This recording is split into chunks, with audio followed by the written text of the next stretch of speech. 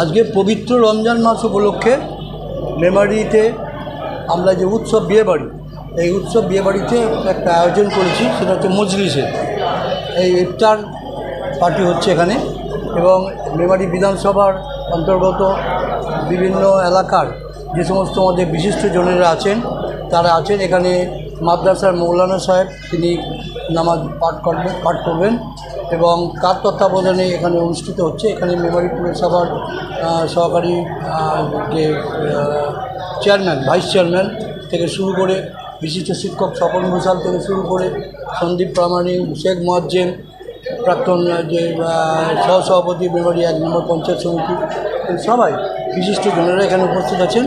এখান থেকে মেমারি 1 এবং 2-এর যে আমাদের যে দুটো অঞ্চল আমাদের বিধানসভার মধ্যে পড়ছে, কুচুট এবং সাতগেজা 2 এবং মেমারি শহর, এদের সবাইকে নিয়ে কিছু কাউন্সিলরও রয়েছেন।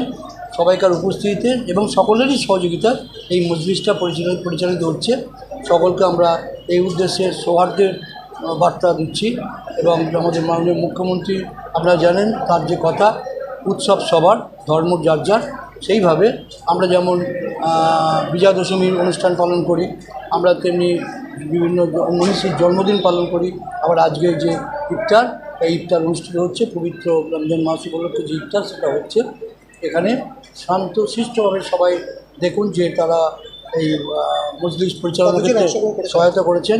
এখানে আমাদের 1200 মতো আমাদের যারা ভক্ত বা যারা রোজদার তারা উপস্থিত আছেন এবং তারা খুব নীতি প্রতীক্ষা মধ্যে এটা পালন করছেন।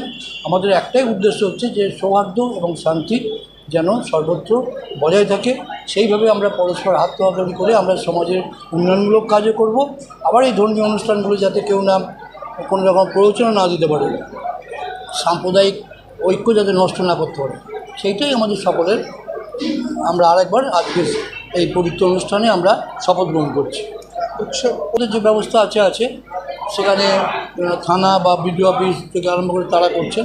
আমরাও বিভিন্ন জায়গার যে সমস্ত আমাদের অনুষ্ঠান থাকে, যেখানে আমাদের আপ্যায়ন থাকে বা আমরা নিজে থেকেও অনেক জায়গায় চলে যাই। এখনও গতকাল প্রশাসনের বৈঠক হয়েছে, এবং এই ব্যাপারে প্রশাসন খুব সজাগ, তারা তীক্ষ্ণ দৃষ্টি রাখছেন। আমরাও যেমন সমাজের বিভিন্ন ক্ষেত্রে রয়েছি, আমাদেরও ভূমিকা হবে যে যাতে স্থিতাবস্থা, শান্তি যাতে বজায় থাকে।